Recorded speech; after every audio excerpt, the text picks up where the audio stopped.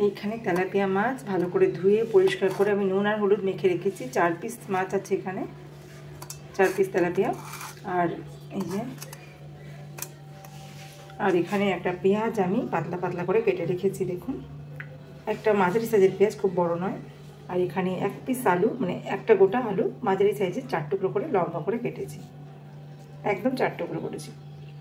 এই একটা আলু আমি মাছের ঝোলে ব্যবহার করব। আর এখানে একটা মিক্সিং জারের মধ্যে নিয়েছি একটা টমেটো আর 4 থেকে 5টা কাঁচা লঙ্কা। এটাকে আমি পেস্ট করে নেব একটু জল দিয়ে, ঠিক আছে।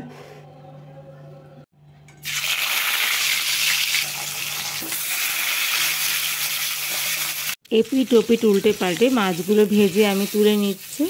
পিসগুলো যেহেতু বড় বড়, সেই জন্য আমি দুবারে মাছগুলো ভেজেছি। মাছগুলো ভেজে তুলে নেওয়ার পর সেই তেলেই আমি আলুগুলো ভেজে নিচ্ছি। 4 টুকরো আলু নুন হলুদ মাখিয়ে আমি ভেজে নিচ্ছি। আলুগুলোর মধ্যে সুন্দর রং চলে আসলে আলুগুলো তুলে নিয়েছি। কালো জিরে ফোড়ন দিলাম, এখানে আলুগুলো ভেজে তুলে রেখেছি। এখানে কালো জিরে ফোড়ন দিলাম। এবার দিয়ে দেবো পেঁয়াজ। পেঁয়াজ কুচিটা ভালোভাবে ভেজে নিচ্ছে। মিক্সিতে টমেটো আর কাঁচা লঙ্কা পেস্ট করে নিয়েছি। আর এখানে আমি ধনেপাতা পেস্ট করে নিয়েছি। এই ধনেপাতা বাটাটা আমার লাগবে এই তেলাপিয়া মাছের রান্নায়। পেঁয়াজটা ভাজা হয়ে গেছে, দিয়ে দিলাম টমেটো কাঁচা লঙ্কা বাটা, দিয়ে দিলাম হলুদ গুঁড়ো, দিয়ে দিলাম সামান্য জিরে গুঁড়ো, দিয়ে দিলাম নুন। এবারে কষিয়ে নেব।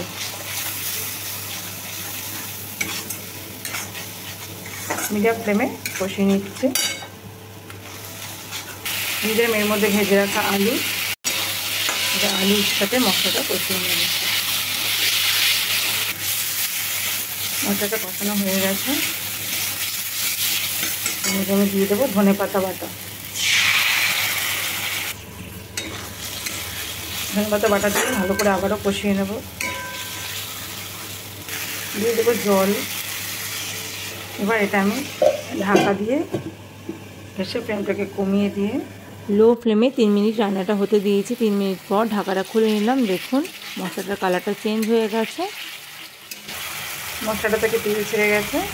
জল দিয়ে দিলাম।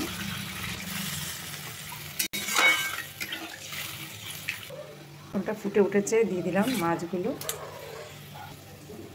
মাছগুলো দিয়ে এবার ভালো করে ফুটিয়ে নেব। হাই ফ্লেমে 2 মিনিট ফোটার পর মাছগুলো আমি সব উল্টে পাল্টে দিচ্ছি, যাতে মাছের ভিতরে ভালো করে মশলার স্বাদটা প্রবেশ করতে পারে এবং মাছটা ভালো করে সেদ্ধ হয়ে যায়।